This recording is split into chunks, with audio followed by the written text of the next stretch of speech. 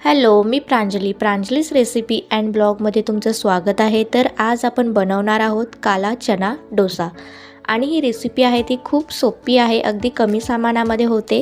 तर रेसिपी शेवटपर्यंत नक्की पहा आणि जर माझ्या चॅनलवरती तुम्ही नवीन असाल तर प्लीज चॅनलला सबस्क्राईब करा, लाईक करा आणि शेअर करा। चला तर मग रेसिपीला आपण सुरुवात करूयात। तर इथे मी एक मिक्सरचं भांडं घेतलेलं आहे आणि इथे मी 3 कप काळे चणे घेणार आहे। चणे आहेत ते छान मी भिजवून घेतलेले आहेत 4 तास। त्यानंतर इथे मी रवा घेतलेला आहे 1.5 कप, बारीक रवा घेतलेला आहे, तुमच्याकडे जर जाडा रवा असेल तरी देखील चालेल। आणि इथे मी 1 कप दही घेतलेला आहे आणि दहीची रेसिपी मी माझ्या डिस्क्रिप्शन बॉक्समध्ये देणार आहे, ती नक्की पहा। त्यानंतर इथे मी 4 मिरच्या घेतलेल्या आहेत तिखट आणि आळ्याचे 5 तुकडे घेतलेले आहेत। त्यानंतर 2 चमच जिरा घेतलेला आहे, त्यानंतर काळी मिरी घेतलेली आहे 7 आणि कोथिंबीर घेतलेली आहे। त्यानंतर चवीनुसार मीठ घालून घेतलेलं आहे आणि आता आपण पाणी घालून घेऊयात। पाणी मी ते थोडं थोडं करून पाणी घालून घेणार आहे मिक्सरला लावताना। आणि आता आपण झाकण लावून मिक्सरला लावून घेऊयात, छान असं बारीक करून घेऊयात।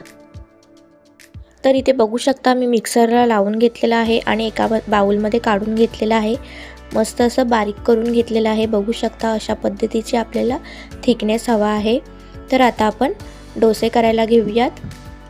तर इथे मी एक पॅन घेतलेला आहे, पॅन गरम करून घेतलेला आहे, त्याच्यावरती आपण पाणी शिंपडून घेऊयात आणि पुसून घेऊयात। सुक्या कपड्याने पुसून घ्यायचं आहे। त्यानंतर आपण बॅटर घालून घेऊयात इथे आणि गोल असं राऊंडमध्ये फिरवून घेऊयात।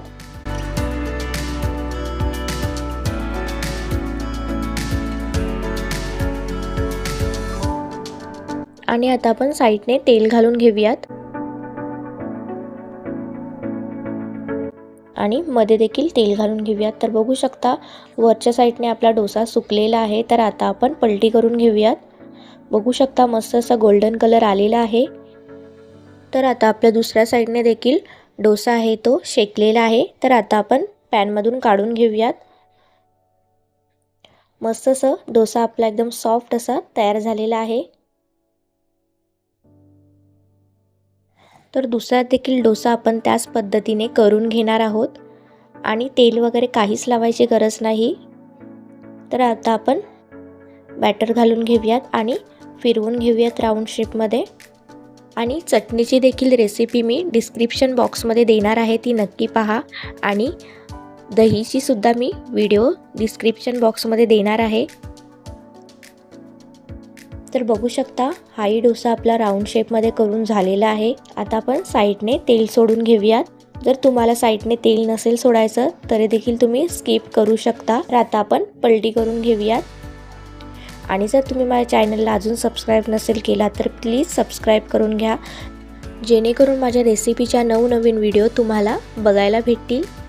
हे डोसे आहेत ते खायला देखील खूप मस्त लागतात आणि हे डोसे आहेत ते पौष्टिक देखील आहेत, लहान मुलं देखील खाऊ शकतात, अगदी चवीने खातील लहान मुलं। तर चला तर मग भेटूया अशाच नवनवीन व्हिडिओसोबत, तोपर्यंत बाय बाय।